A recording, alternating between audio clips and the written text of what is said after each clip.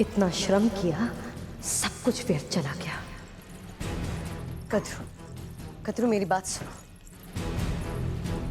ये क्या किया तुमने? बस इतनी आसानी से क्षमा कर दिया तुमने इन दोनों को? कुछ भी नहीं कहा? इस समय मेरे पास और कोई विकल्प नहीं है दीदी। केवल और केवल मेरे पुत्रों का जीवन महत्वपूर्ण है मेरे लिए, और कुछ नहीं। और हाँ, मैं तुम्हारी आभारी हूं कि इस समय पर तुम मेरे साथ हो। उन दोनों को सही समय पे पकड़ के तुमने मेरा व्रत भंग होने से बचा लिया। बल्कि मैं तो कहूंगी कि तुम उनकी निगरानी करो। वो दोनों जो भी कार्य कर रहे हो, उन पर तुम्हारी दृष्टि होनी चाहिए। गोबर की प्रतिमा बनाने से लेके पूजा की सामग्री और उद्यापन की भोग तक सब कुछ तुम्हारे समक्ष होना चाहिए। अवश्य कद्रू, अवश्य।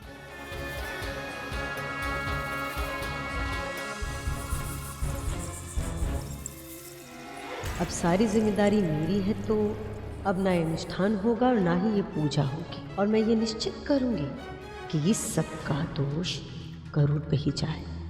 माँ, मैंने इनका सेवन नहीं किया है। जानती हूं मैं। तो फिर आप ये भी जानती होंगी कि इन अस्थियों पर जो दांतों के चिन्ह हैं वो किसी असुर के ही हो सकते हैं। हाँ। तो फिर माँ, आपने महारानी को ये क्यों नहीं बताया कि समस्याएं दीति माँ उत्पन्न कर रही है? क्योंकि इस समय मेरा सारा ध्यान इस व्रत को सफल बनाने में है गरुड़, और तुझे भी वही करना चाहिए। कद्रू दीदी मानसिक रूप से ऐसी स्थिति में नहीं है वो ये समझ पाए कि कौन उनका हितैषी है और कौन शत्रु। इस समय उनका अपराधी तू है गरुड़, क्योंकि नाग तेरे साथ गए थे और सुरक्षित नहीं लौटे। इस समय उन्हें यह समझाना असंभव है कि तू निर्दोष है। इसलिए हमें अपना समय उसमें नष्ट करने की बजाय इस व्रत की रक्षा में लगाना चाहिए, ताकि कोई भी कद्रू दीदी और नागू का अहित न कर पाए। चाहे जो हो जाए गरुड़, इस व्रत को सफल होना ही होगा।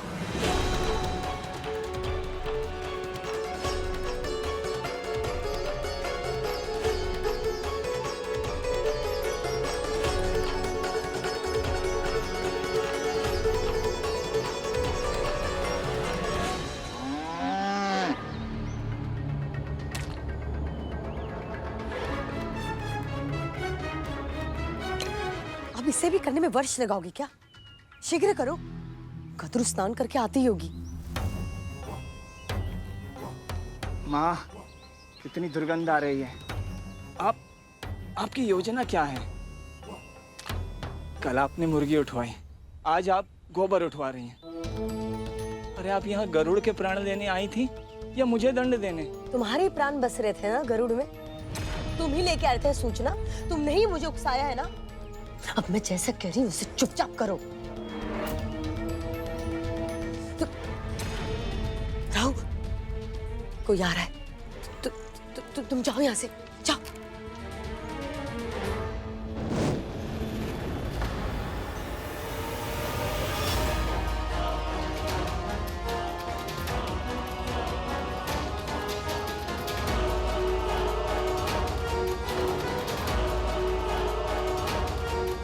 अरे, इतनी शीघ्र गोबर किसने उठा लिया? कितना भोला बन रहा है।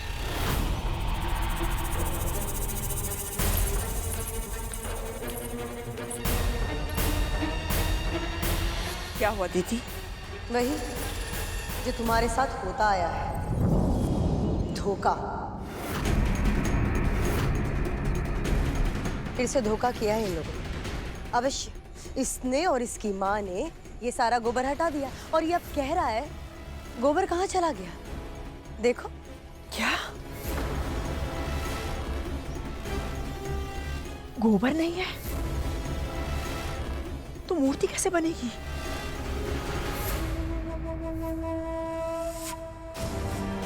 क्यों क्यों कर रहा है तू मेरे साथ ऐसा? मेरे पुत्रों के प्राण लेना चाहता है तू? हाँ महारानी, आप चिंतित मत होइए, मैं अभी कोई प्रबंध करता हूँ। सहायता करने का कैसा स्वांग रच रहा है ये। कद्रू, पूजा का समय आरंभ होने को है। यदि सही समय पर व्रत आरंभ नहीं किया तो क्या पता इस व्रत का फल तुम्हें मिल पाएगा या नहीं, तुम्हारा ये व्रत सफल हो पाएगा क्या नहीं।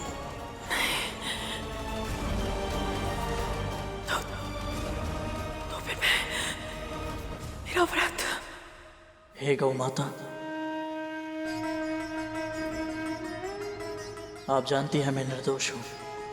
मेरी माँ ने जीवित पुत्री का व्रत का प्रण किया है, जिसके लिए आपका गोबर बहुत आवश्यक है। मेरी माँ का मनोरथ सिद्ध करवाने में और मेरे भाइयों की प्राण रक्षा करने में सहायता कीजिए गौ माता।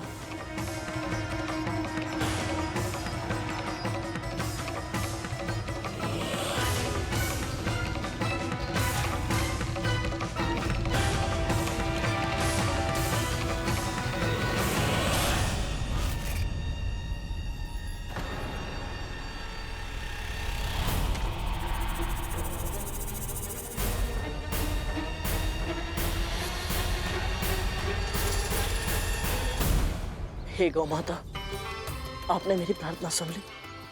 आपका बहुत बहुत आभार।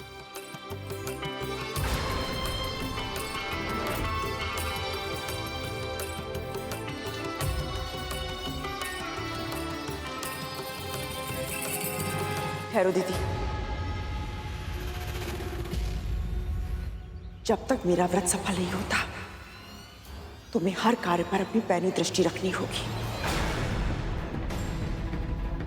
क्योंकि मैं नहीं चाहती कि कोई भी गड़बड़ हो या मेरे व्रत की तैयारी में कोई भी विघ्न आए।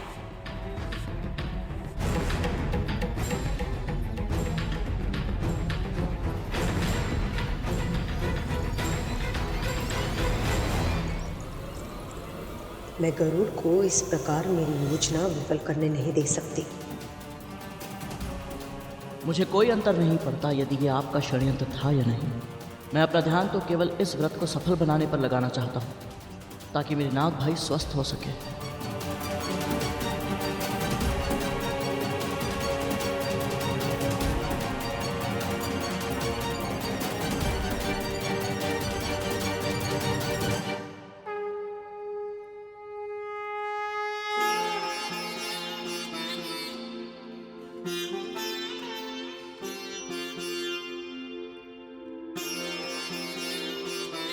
लीजिए महारानी, ये अंतिम मूर्ति भी पूर्ण हुई।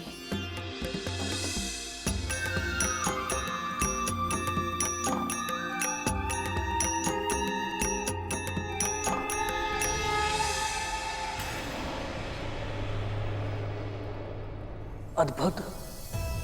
ये मूर्तियां दिखने में साधारण है, परंतु कितनी दिव्य है माँ। इतने कम समय में तूने प्रभु की इतनी सुंदर मूर्ति बना दी। ऐसा लग रहा है जैसे स्वयं प्रभु नारायण इसमें आकर बस गए हो और हमें आशीर्वाद दे रहे हो।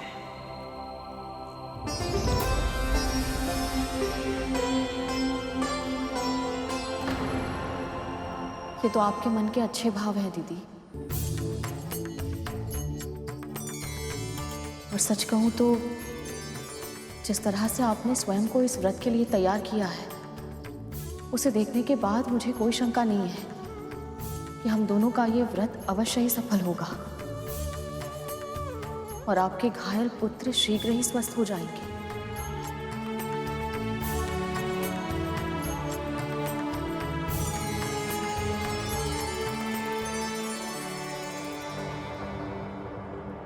इन दोनों के सुर तो फिर से मिल गए हैं माँ। आपकी सारी योजनाएं एक के बाद एक असफल होती जा रही हैं। जब तक विंता कद्रू के साथ रहेगी और कड़ूर विंता के साथ, तब तक हमारी योजना सफल नहीं हो पाएगी। इसलिए वक्त आ गया है माँ को बेटे से अलग करने का। मुझे बहुत अच्छा लग रहा है, बहुत अच्छा लग रहा है ये देखकर कि तुम दोनों इतनी अच्छी भावनाओं के साथ इस व्रत का आरंभ कर रहे हो।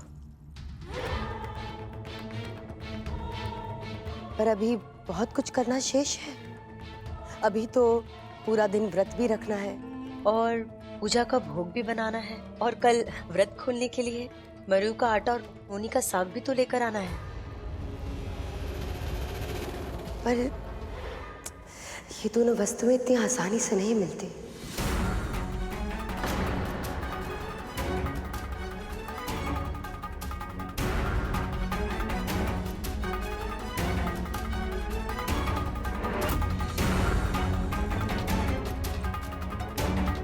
मैं लाऊंगा।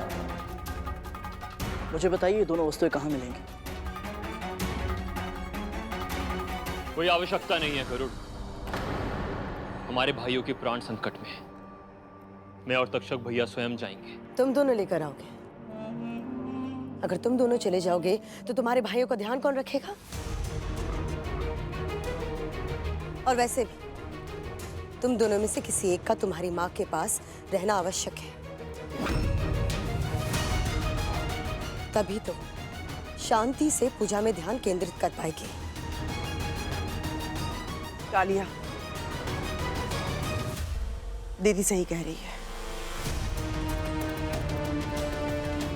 आप सब चिंता मत कीजिए, गरुड़ कोई त्रुटि नहीं करेगा। आपके साथ साथ मैं भी तो ये व्रत कर रही हूँ। तो फिर बस तय हुआ। गरुड़, तुम्हें पूर्वी दिशा में 7 पहाड़ों को पार करके एक गांव मिलेगा। वहां पे तुम्हें सोमदत्त नाम का व्यक्ति मिलेगा। उसी के पास तुम्हें मरु का आटा मिलेगा। बस वो जा कर ले आओ। और नूनी का साग कैसे लाना है मैं तुम्हें बाद में बताऊंगी, ठीक है? आज्ञा दीजिए।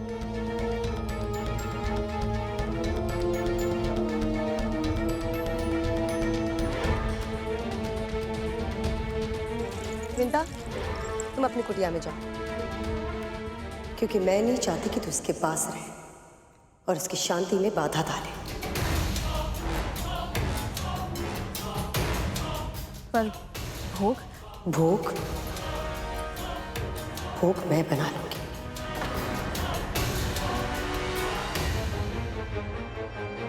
जा यहां से।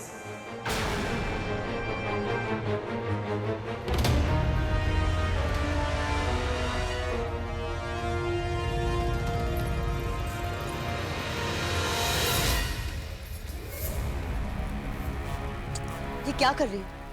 देखो चूल्हे में तो बिल्कुल भी लकड़ी नहीं है। इस तरह से खाना बनाओगी तुम? जाओ लकड़ी लेके आओ। जाओ यहाँ से।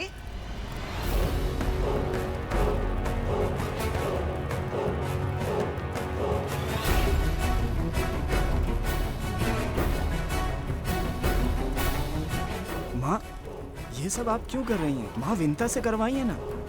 भोजन या भोग होता तो उसी दासी से करवाती ये सब कुछ, पर दोनों में से ये कुछ भी नहीं है। फिर क्या है ये?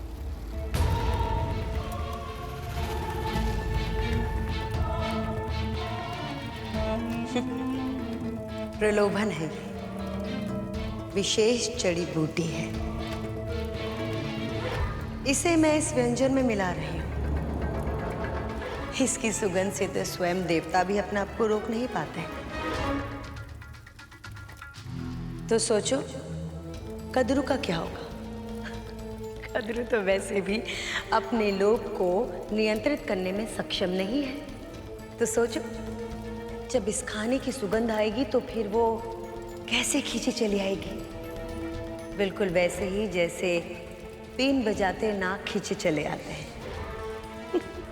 और इस समय माँ विंता भी माँ कद्रू के साथ नहीं है। वो अपना व्रत स्वयं ही तोड़ देगी। वाह, क्या योजना बनाई है माँ। पर आपने गरुड़ को इस साधारण से कार्य के लिए क्यों भेजा है माँ? राहु, कितनी बार समझाया तुम्हें। दीदी जो कहती है वो करती नहीं, और जो करती है वो होता नहीं। अर्थात ये कार्य सुनने में बहुत साधारण सा लग रहा होगा लेकिन गरुड़ को अंदेशा भी नहीं है कि वो किस राक्षस की गुफा में जा रहा है।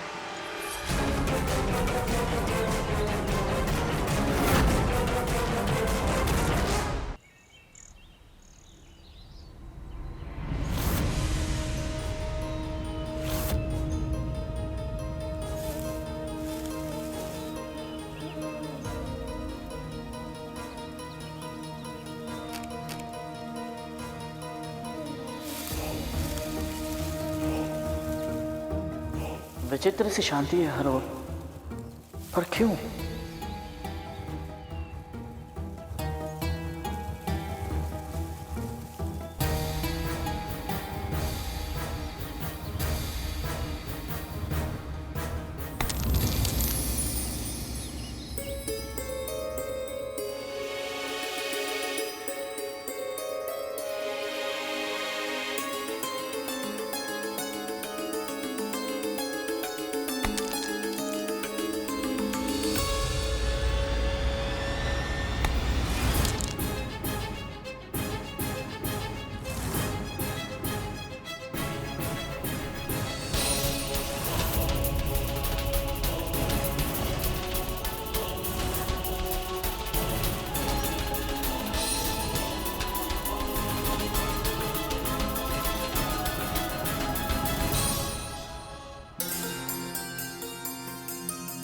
मरुए का आटा?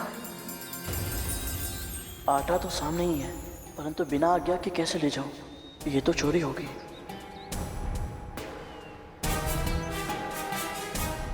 कोई है? भीतर कोई है? कोई है? भीतर कोई है?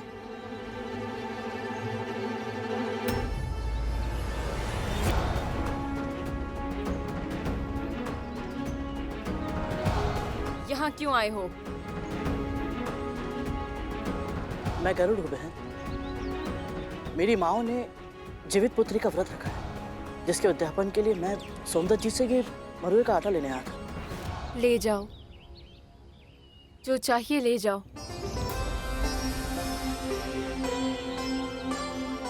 आप कौन है बहन? मैं सोमदत्त की पत्नी हूँ। अब मुझे इन सब वस्तुओं की कोई आवश्यकता नहीं है, इसलिए आपको जो भी चाहिए आप ले जाओ।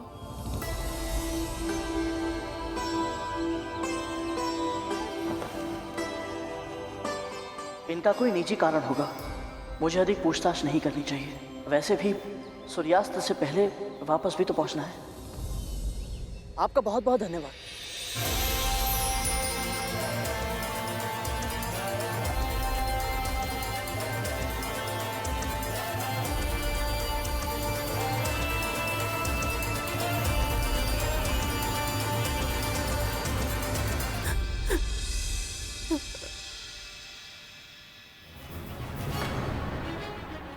क्या बात है बहन? आप रो क्यों रही हैं? मुझे बताइए, हो सकता है मैं आपकी कोई सहायता कर पाऊं। भैया, उन्हें बचा लीजिए, मेरे स्वामी को बचा लीजिए। वो राक्षस उन्हें अपनी गुफा में लेकर गया है।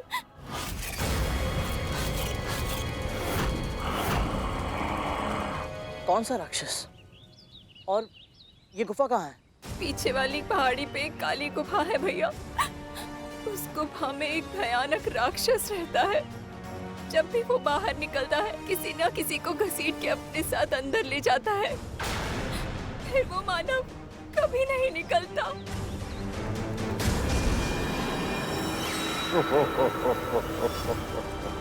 और इस बार वो मेरे पति को लेकर गया है। भैया, मेरे पति को बचा लो। चिंता मत कीजिए बहन, मैं आपके पति को सुरक्षित वापस ले आऊंगा।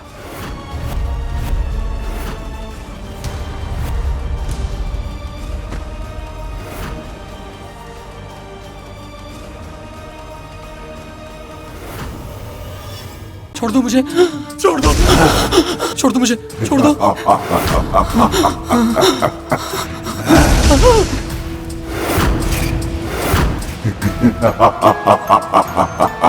मुझे बख्श दो, बख्श दो, मुझे माफ कर दो, जाने दो, मुझे छोड़ दो, मुझे छोड़ दो। अवश्य ही सोमदत्त जी का स्वर है, अर्थात वो भीतर है, परंतु ये राक्षस किसी भी पल इनके प्राण ले सकता है।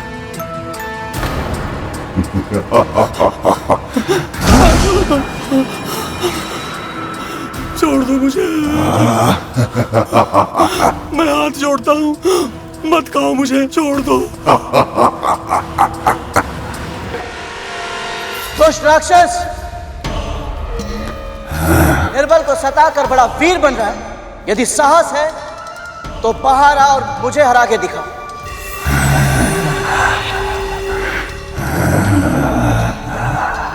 गुफा में छिपकर तो कायर गुर्राते हैं, यदि साहस है तो बाहर आ और मेरा सामना करके दिखा। प्रतीत होता है कि तुझे लुका छुपी का खेल बहुत पसंद है। यदि 3 गिनने तक तू बाहर नहीं आया तो मैं तेरी मृत्यु बनकर भीतर आ जाऊंगा। मत खाओ मुझे, छोड़ दो।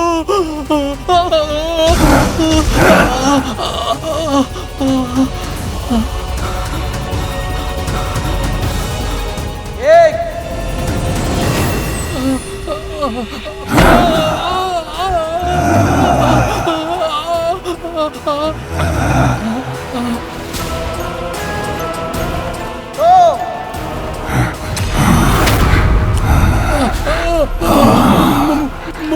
मत खाओ मुझे, छोड़ दो।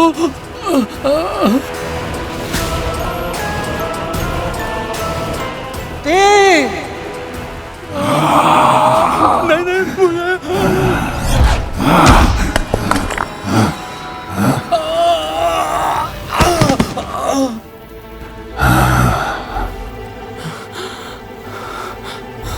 ओए, इधर उधर क्या देखता है?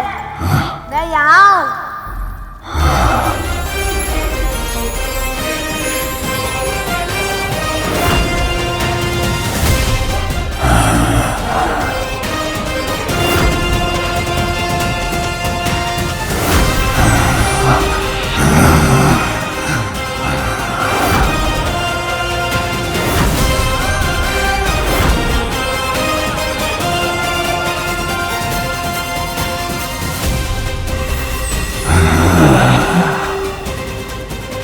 मेरे प्राणों की रक्षा के लिए इस राक्षस से युद्ध करने को तैयार है। कौन है ये वीर? तो तू छोटा सा पक्षी मुझे चुनौती दे रहा है।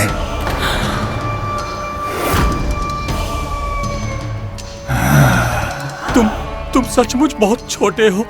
मेरे लिए अपने प्राणों को दांव पर मत लगाओ। चले जाओ तुम यहाँ से, चले जाओ। अब तो बहुत देर हो चुकी है सोमदत्त जी। अब तो ये खेल आरंभ हो चुका है। अब या तो ये दुष्ट मुझे हराकर मार देगा या फिर मैं इसे हराकर आपको मुक्त करा दूंगा। तू चींटी की तरह है, इतना सा मसल दूंगा, पर तेरी जेवा बहुत लंबी है। पहले उसे खींचकर बाहर निकालता हूं।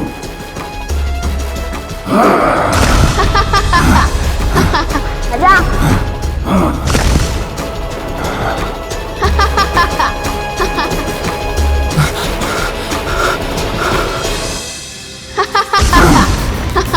आजा।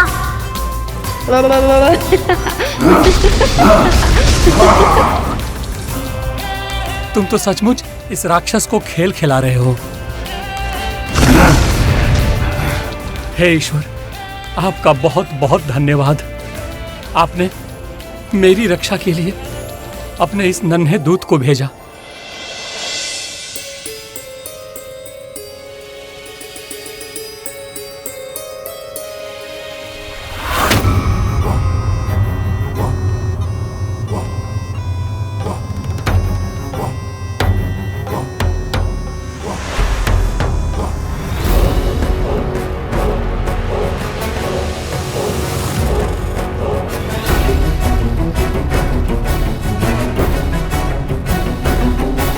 लगता है दीदी ने बहुत ही विशेष और स्वादिष्ट भोजन बनाया है। अच्छा ही हुआ मैंने ये कार्य उसे सौंप दिया।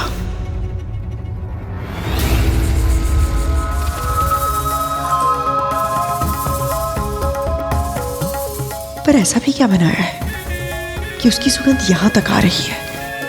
पेड़े तो अवश्य ही केसर के बनाए हैं। मुंह से लार टपकने लगी है विमाता कद्रू। स्वयं पर नियंत्रण रखना अब असंभव होगा आपके लिए। वैसे इसकी गंध तो सचमुच इतनी सुहावनी है कि मैं भी स्वयं पर नियंत्रण नहीं रख पा रहा हूँ।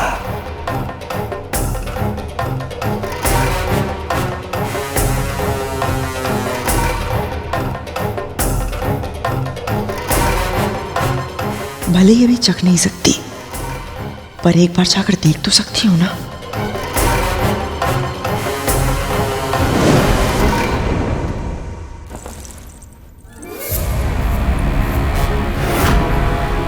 कैसी है तू? अभी आधा दिन भी नहीं बीता है तुझे व्रत रखे हुए, किंतु तेरा धैर्य अभी से समाप्त हो गया। भोजन की सुगंध से तेरे मुख में जल आ गया, किंतु तुझे ये नहीं ध्यान आया कि एक बूंद जल के लिए तेरे पुत्र तरस रहे हैं। ये व्रत तूने अपनी संतान की प्राण रक्षा के लिए रखा है ना, किंतु फिर भी तेरा मनोबल इतना कम है कि भोजन की सुगंध से तू हार गई है। मैं केवल भोग देखने जा रही थी कि कहीं उसमें कोई कमी तो नहीं है। बस कर, बस कर। तू सबसे झूठ बोल सकती है, किंतु तू मुझसे कभी झूठ नहीं बोल सकती। कल तू अपने स्वामी के सामने बहुत बड़े बड़े वचन की बातें कर रही थी ना, क्या हुआ आज? यही कहा था ना तूने, यदि सावित्री अपने पति सत्यवान के प्राण यमराज से छुड़ा कर ला सकती है, तो मेरे अंदर भी सतीत्व की वही शक्ति है, वही दृढ़ निश्चय है। कहां गई वो शक्ति, कहां गया वो दृढ़ निश्चय? यमराज से टकराना तो दूर, तू तो अपने लोभ से भी नहीं जीत सकती। विंता को देख और सीख उससे। भोजन को देखना और सुनना तो दूर, उसके मन में तो कोई विचार भी नहीं आ रहा है। और उसका पुत्र, तेरे पुत्रों की रक्षा, तेरे पुत्रों की सफलता के लिए क्या कुछ नहीं कर रहा है। किंतु तू बस कर। ना मुझे विंता की स्तुति सुननी है, ना ही उसके पुत्र की। और मैं अच्छे से जानती हूं कि मैं क्या कर रही हूं, मेरे किस कर्म का क्या परिणाम होगा, कि तू मुझे नहीं बताएगी।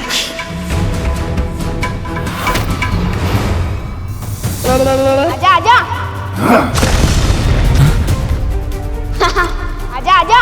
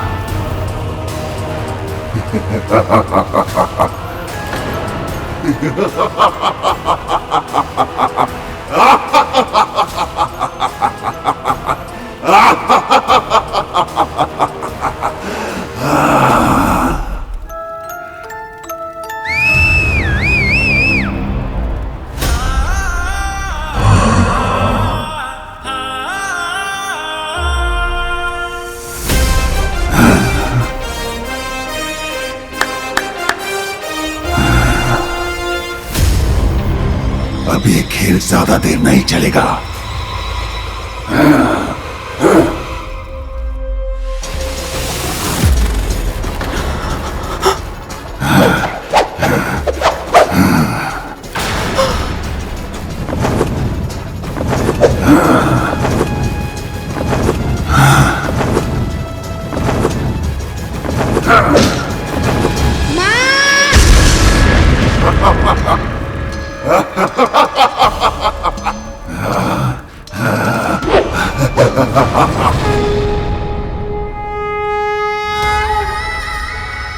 गरुड़, अब तक तो उसे आटा लेकर आ जाना चाहिए था। कहाँ रह गया?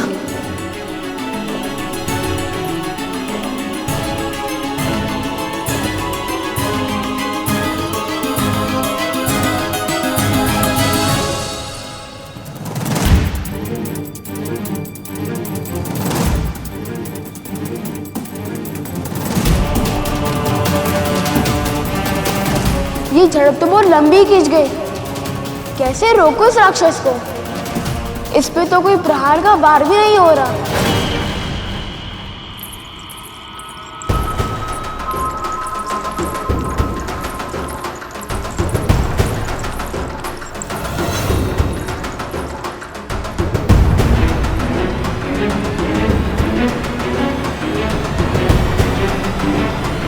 व्रत के भोग में तो साधारण व्यंजन बनते हैं, तो फिर रसोई गृह से ये स्वादिष्ट और मसालेदार व्यंजनों की सुगंध क्यों आ रही है?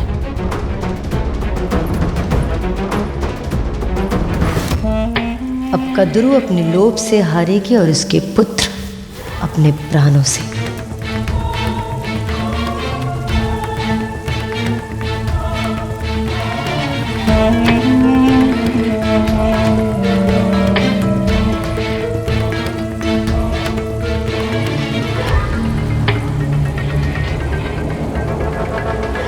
ये खाने की सुगंध से अपने मन को लालायित होने से क्यों नहीं रोक पा रही हूं मैं?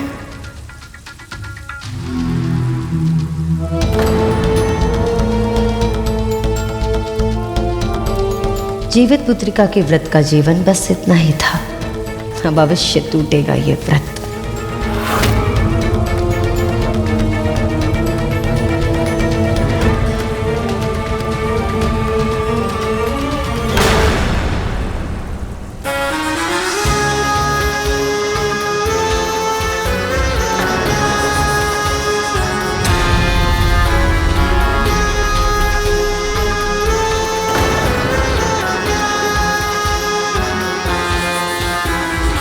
क्या कर रही हो तुम?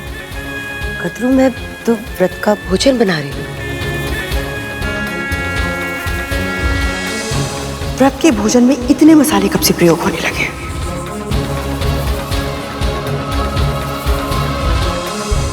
और ये तड़का? व्रत का भोजन ना तो मैंने ऐसा देखा है ना कभी सुना है।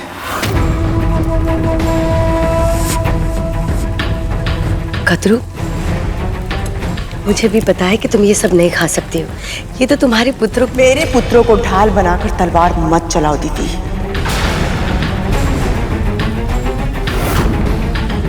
मेरे पुत्रों में विष भरा है, किंतु उनके भीतर अपनी मां के लिए कितना सम्मान है ये केवल मैं जानती हूं। जब तक मैं व्रत रखूंगी, ना तो मेरे पुत्र राजसी भोजन करेंगे और ना ही तामसिक भोजन। और ये भी भली बात ही जानती हूं, ये जो भोजन तुम बना रही हो ना, जानबूझकर मुझे ललचाने के लिए बना रही हो।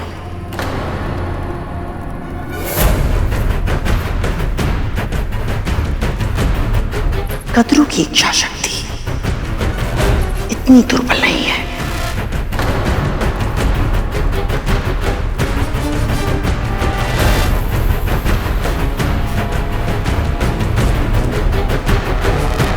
बालक, यहां पर आओ। हाँ, ये लो।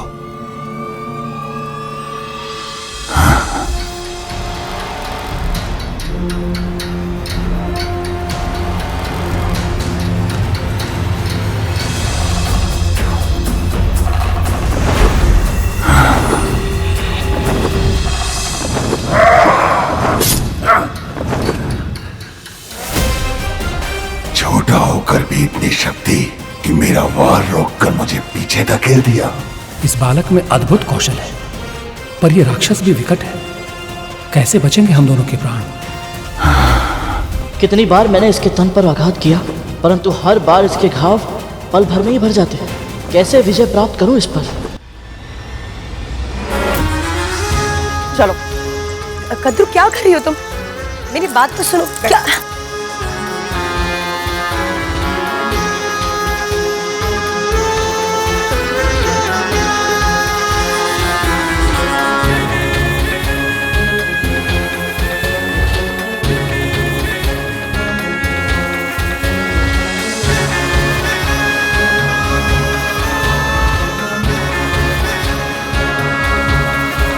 जो क्षण भर के लिए मुझे क्रोध आया था, ये उसका प्रायश्चित है। आज मैं तुम्हें अपने हाथों से खिलाऊंगी। और तुम्हें खाना भी होगा। तभी मुझे विश्वास होगा कि तुम्हारी भावनाओं को मेरे वचनों ने आहत नहीं किया है और मेरा व्रत टूटा नहीं है। कदरू, लो।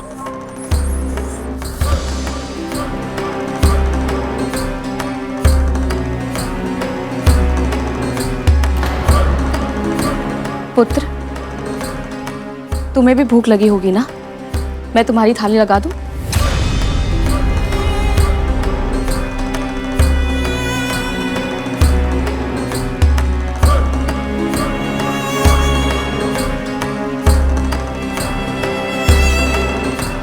प्रभु विष्णु, आपकी बहुत बहुत कृपा कि आपने कद्रू दीदी की इच्छा शक्ति को दृढ़ बना दिया।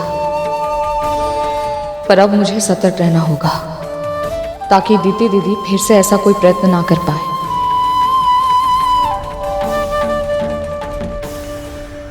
गुफा के बाहर तो बहुत बड़ी बड़ी बातें कर रहा था, अभी क्या हुआ? जीवा कट गई तेरी। अभी तक तो मैं इसके हर वार को काट पाया हूँ, परंतु सत्य तो यही है कि इतने समय तक युद्ध के बाद भी थकान केवल मुझे ही हो रही है। इस राक्षस की ऊर्जा तो घट ही नहीं रही। कायरों की तरह छिप मत, सामने कर मेरा। यदि मुझे इससे जीतना है तो अपनी योजना बदलनी पड़ेगी, पर करूँ क्या मैं? ये बहुत ही विशेष शहद है गरु, इसे खा लो। भूख तो मिटेगी ही, बुद्धि भी चलेगी।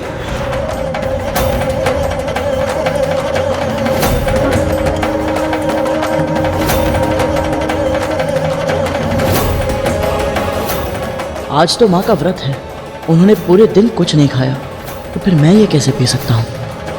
राक्षस को गुफा के अंदर नहीं हरा पाओगे बालक। ये गुफा ही इसकी शक्ति का स्रोत है। किसी भी तरह इस राक्षस को गुफा के बाहर लेकर जाओ, तभी तुम इसे हरा पाओगे बालक। अरे वाह, बड़ा ही दिव्य शहद है ये। केवल सुगंध से ही उपाय सामने आ गया, वो भी ऐसे चल के। क्या कहा? आपका बहुत धन्यवाद सोमदत्त जी।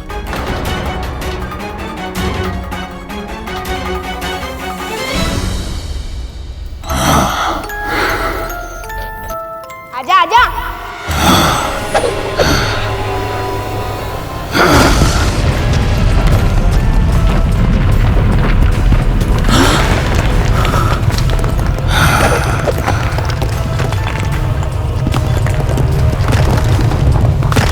सोमदत्त जी।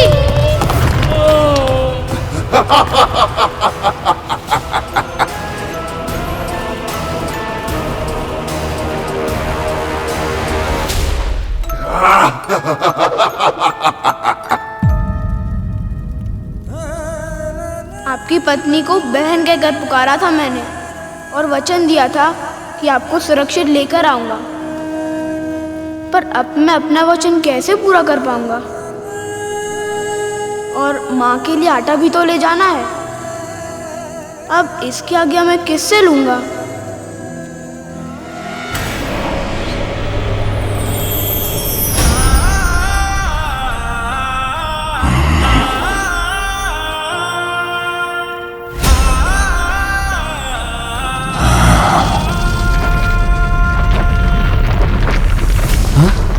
ये ध्वनि किस चीज की है?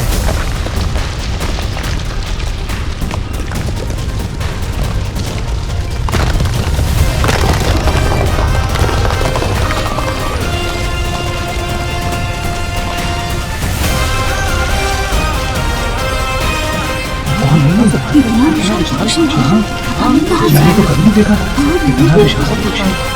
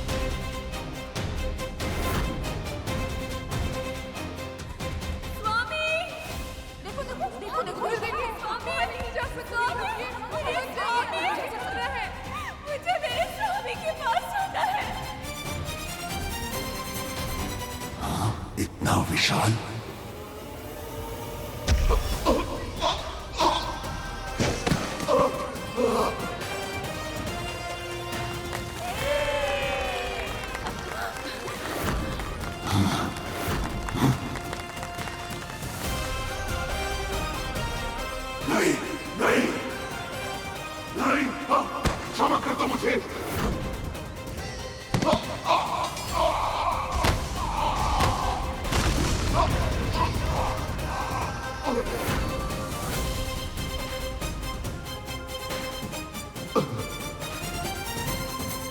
राक्षस का अंत हो गया। हमें मुक्ति मिल गई।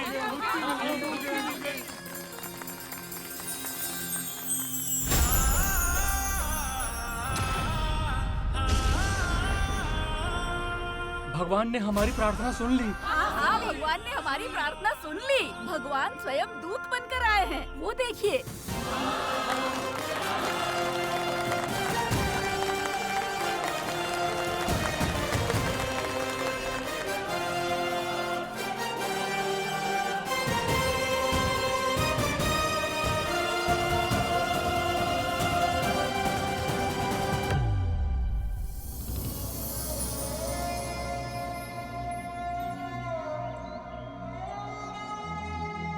कैसे बताऊं कि मैं सोमदत्त जी को बचा नहीं पाया।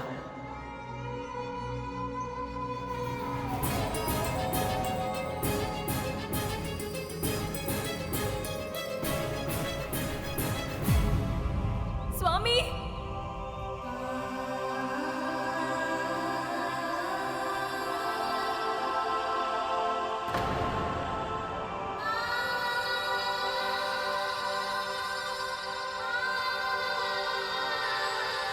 हे प्रभु विष्णु, आपने मेरा वचन व्यर्थ नहीं होने दिया।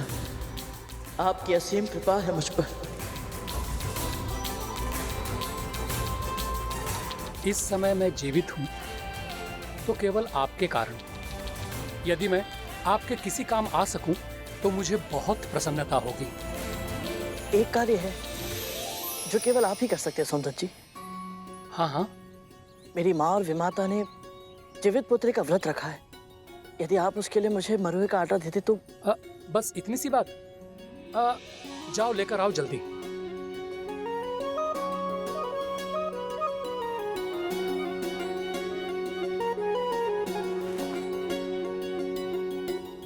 आपका बहुत बहुत धन्यवाद। आज्ञा दीजिए।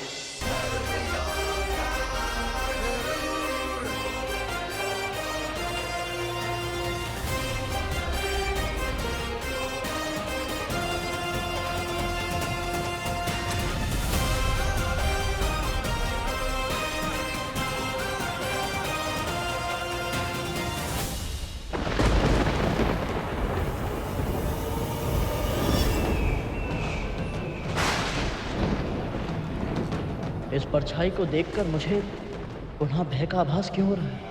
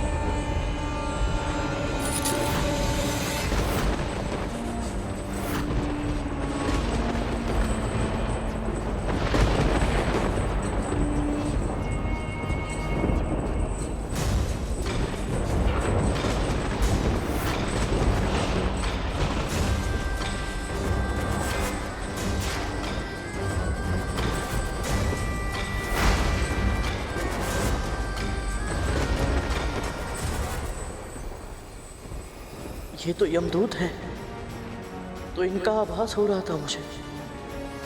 पर ये मेरा भ्रम है या सच में ये मुझे चुनौती देकर गए हैं कि शीघ्र ही ये मेरे भाइयों को भी ऐसे ही ले जाएंगे। प्रभु विष्णु, रक्षा कीजिए, मेरे भाइयों के साथ ऐसा मत होने दीजिए।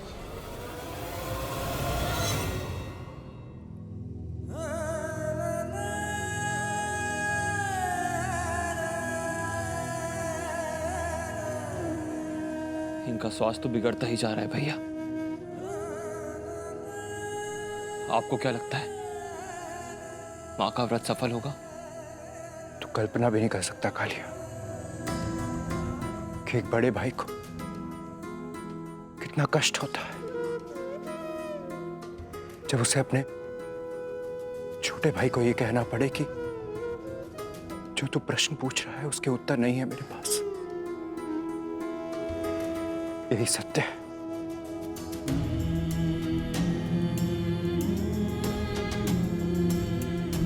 कालिया,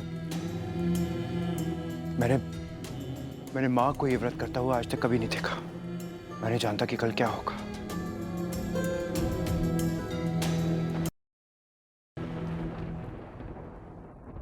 जानते हो भैया, यदि धूमल अभी बोल सकता तो क्या बोलता? यही कि दासी माँ भी ये व्रत रख रही है, इसलिए इस व्रत की सफल होने की आशा और भी अधिक है। हम सदैव इन्हें डांटते रहे भैया, किंतु एक बात तो माननी पड़ेगी, तख्तू धूमल ने जब भी कुछ कहा सत्य ही कहा। उठो सब, महाराज अनर्गल प्रणाम सुनने को तरस गया हूं मैं। वचन देता हूं तुम सबको, मैं सबको वचन देता हूं कि आज के बाद मैं किसी को नहीं सताऊंगा, किसी को तंग नहीं करूंगा। एक बार आके खोलो। आपका ये वचन मैं भी निभाऊंगा भैया, सबका साथ हमेशा निभाऊंगा। बस शीघ्र ही तुम सब स्वस्थ हो जाओ मेरे भाइयों, शीघ्र ही स्वस्थ हो जाओ।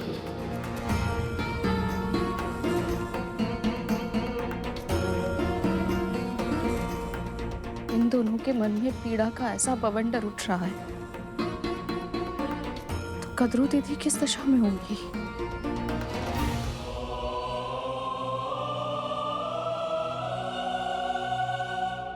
सूर्यदेव ने हमारे अरुण को अपने रथ का सारथी बना लिया है। सच? हाँ विंता, बिल्कुल सच। तुम अब प्रतिदिन अपने पुत्र की लालिमा का अनुभव कर पाओगी और वो भी तुमको देख सकेगा। मैं ये भूल गई थी कि तू यदि विंता को नित्य देखता होगा तो तेरी दृष्टि मुझ पर भी पड़ती होगी ना। विंता ने कभी दोष नहीं दिया मुझे अरुण, किंतु तेरे मन में मेरे लिए कितना आक्रोश होगा।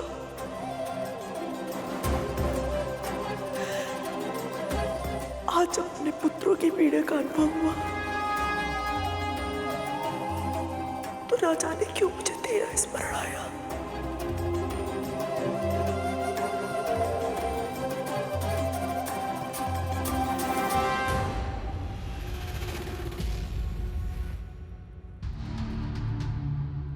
कद्रू जैसे भावुक और उसे देखकर मेरी शंका और भी बढ़ गई है।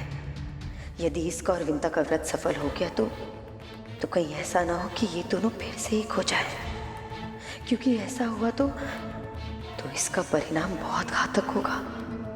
नहीं, मैं ऐसा होने नहीं दे सकती। कुछ तो करना होगा।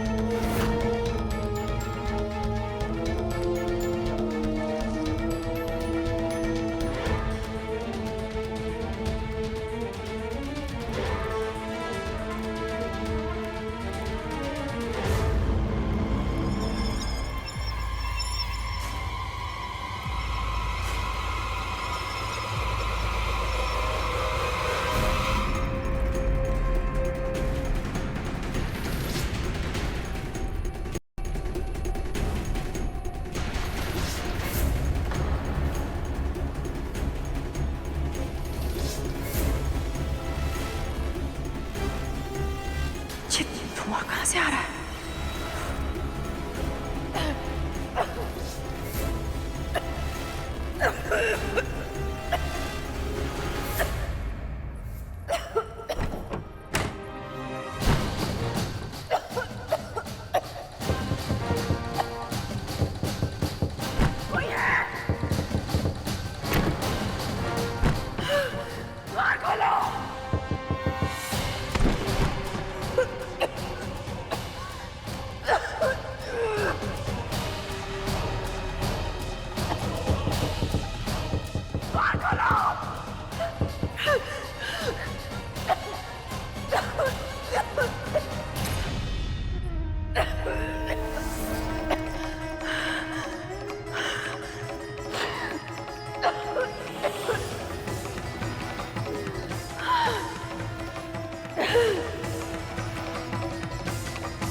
बस एक बार कद्रू जल पी ले तो इसका जीवित पुत्रिका का व्रत टूट जाएगा।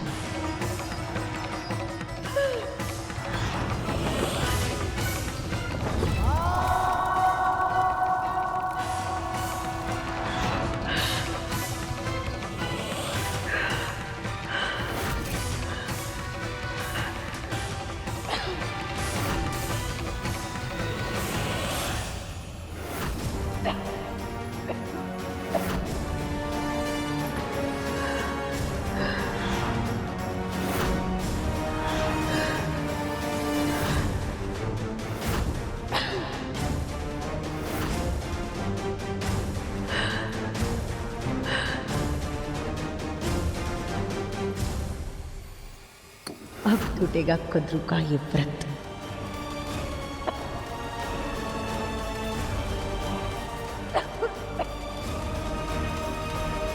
दीदी,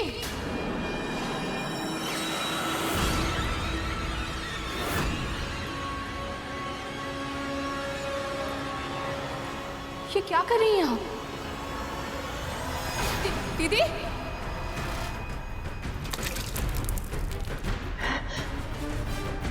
दीदी,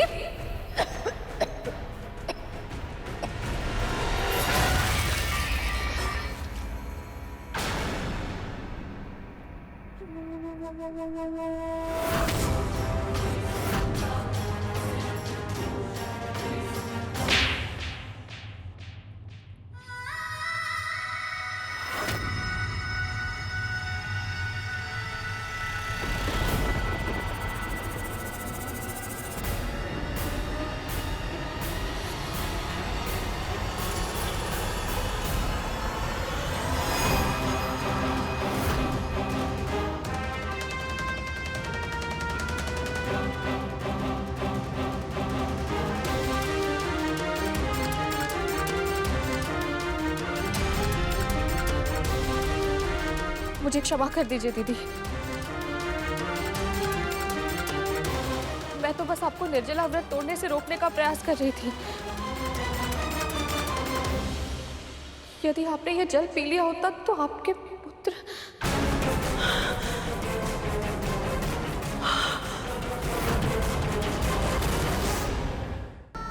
निर्जला व्रत, जीवित पुत्र का व्रत, मेरे पुत्र। आपके पुत्र ठीक हैं। आपका व्रत नहीं टूटा है दीदी। पर आप पर हाथ उठाकर आपको जो कष्ट मैंने पहुंचाया है उसके लिए मुझे क्षमा कर दीजिएगा।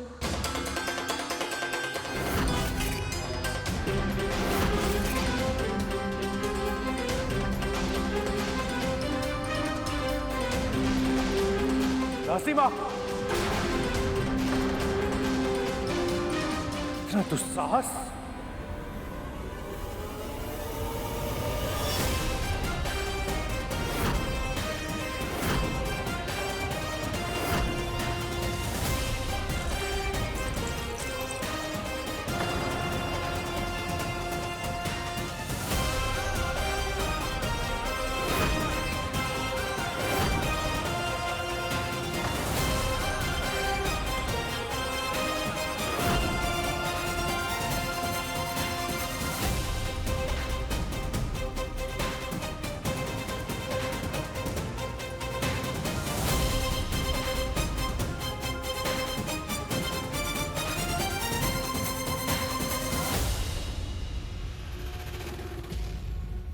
क्या लगता है तुझे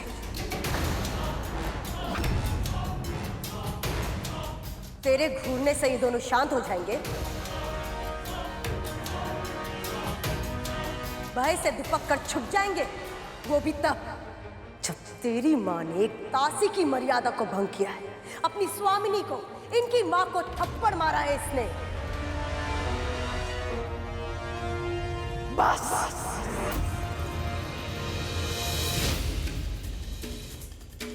सब शांत। कद्रू, इसने, इस दासी ने तुझे थप्पड़ मारा तो मुझे शांत होने के लिए कह रही है? क्षमा कर रही हूं इसे।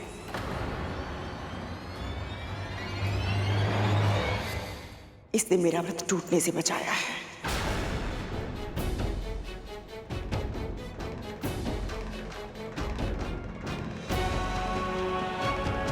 अचानक ही मुझे भीषण प्यास लग गई। सत्य कहूं तो मैंने संयम खो दिया था। यदि विंता आज मुझे नहीं रोकती तो मेरे पुत्र। किंतु माँ, आपको अचानक से इतनी प्यास क्यों लगी?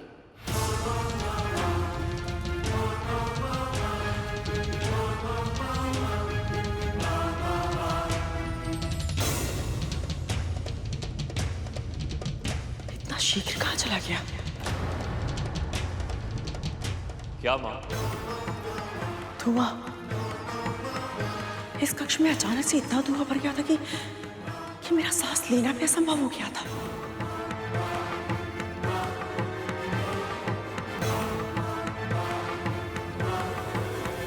और उस धुएं के कारण मुझे तीव्र खांसी हुई। खांस खांस के मेरा गला सूख गया और एक पल के लिए ऐसा लगा कि मेरे प्राण निकल जाएंगे। तभी मुझे जल दिखाई दिया और एक क्षण के लिए भूल गई मैं कि मेरा व्रत है। पर कक्ष में इतना धुआं हुआ कैसे मां?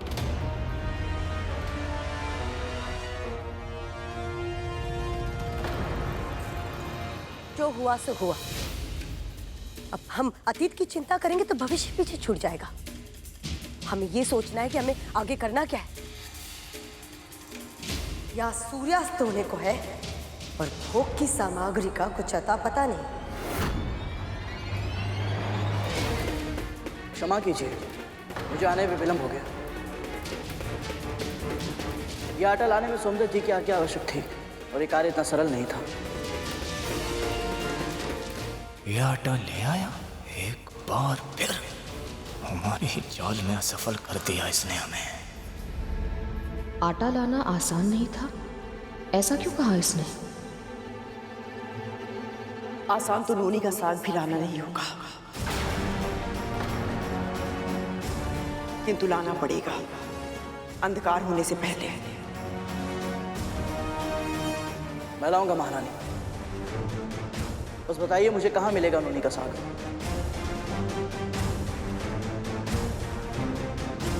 उसे लेने के लिए तुझे महर्षि अगस्त्य के आश्रम जाना होगा।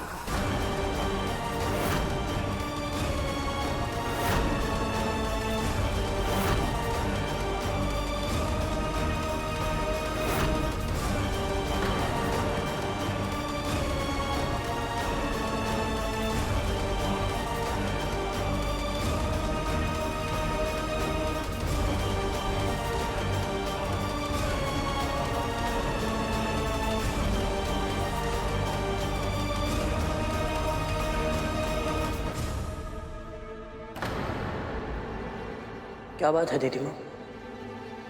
ये नाम सुनते ही एक माँ शंका से कांप गई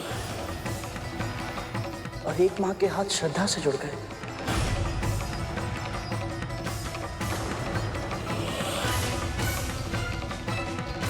कौन है महर्षि अगस्त्य?